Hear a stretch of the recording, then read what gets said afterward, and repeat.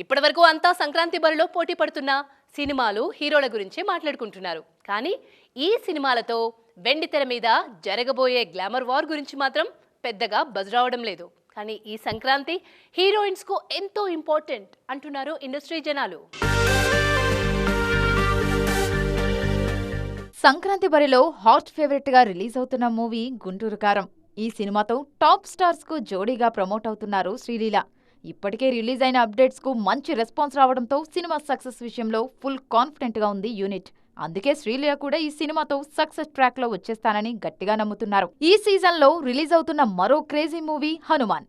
Fantasy drama కావటంతో major గా hero మీదే ఫోకస్ కనిపిస్తున్న హీరోయిన్ ది కూడా ఇంపార్టెంట్ రోలే అంటోంది చిత్ర యూనిట్. అందుకే ఈ సినిమాతో ప్రూవ్ చేసుకొని హీరోయిన్ గా సెటిల్ అవ్వాలనుకుంటున్నారు అమృత్ అయ్యర్. వెంకటేష్ హీరోగా తెరకెక్కుతున్న సైంధవ్ తో మరోసారి టాలీవుడ్ లో అదృష్టాన్ని పరీక్షించుకుంటున్నారు కన్నడ బ్యూటీ శ్రద్ధా శ్రీనాథ్.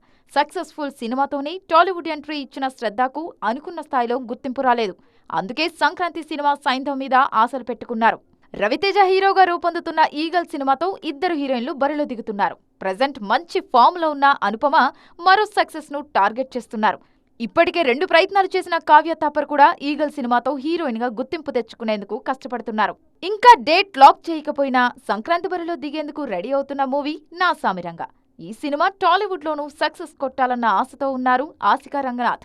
గతంలో కళ్యాణ్ రామ్ సరసన చేసిన అమిగోస్ తో సక్సెస్ మిస్ అయినా ఈసారి మాత్రం హిట్ గ్యారంటీ అని గట్టిగా నమ్ముతున్నారు. మరి ఈ ముద్దు గుమ్మల్లో ఎంతమందిని సక్సెస్ వరిస్తుందో చూడాలి.